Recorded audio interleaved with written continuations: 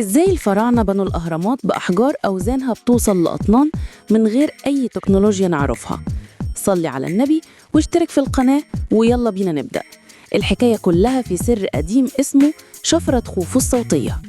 السر ده بيقول إن كهنة ومهندسين الفراعنة ما اكتشفوش مجرد طريقة للبناء، لأ دول اكتشفوا قوة الصوت نفسها. تخيل معايا آلاف العمال واقفين قدام حجر وزنه يوصل ل50 طن، مش بيحاولوا يزقوه أو يرفعوه بالطرق العادية، لكن كانوا بيستخدموا ترددات صوتية معينة، ترددات مدروسة بدقة متناهية. لما الأصوات دي بتتوجه للحجر الضخم كان بيحصل شيء أشبه بالسحر.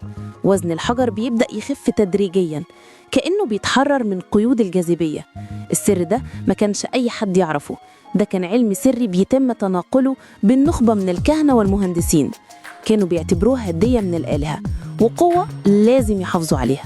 كان كل حجر في الهرم الأكبر بيترفع لمكانه باستخدام نفس التقنية، مش مجرد رفع، دي كانت عملية دقيقة جدا. الأصوات كانت بتوجه الحجر لمكانه بالمليمتر، عشان كده بنشوف الدقة المذهلة في بناء الهرم. النظرية بتقول إن المعابد القديمة ما كانتش بس للعبادة، دي كانت كمان غرف صوتية ضخمة مصممة لتضخيم الترددات دي وتوجيهها. كل زاوية وكل عمود كان ليه دور في العملية الصوتية دي. تخيل إن تكون في مكانهم وتشوف الحجارة العملاقة بتتحرك كأنها ريشة في الهواء. ما كانش مجرد بناء، ده كان سيمفونية من الأصوات والأحجار.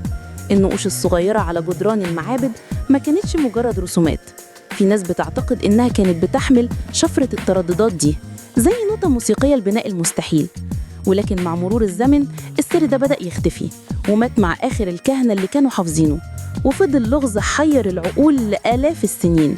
إزاي حضارة قديمة قدرت توصل لتقنية زي دي، تقنية إحنا النهاردة بنحاول نفهمها بالعلم الحديث؟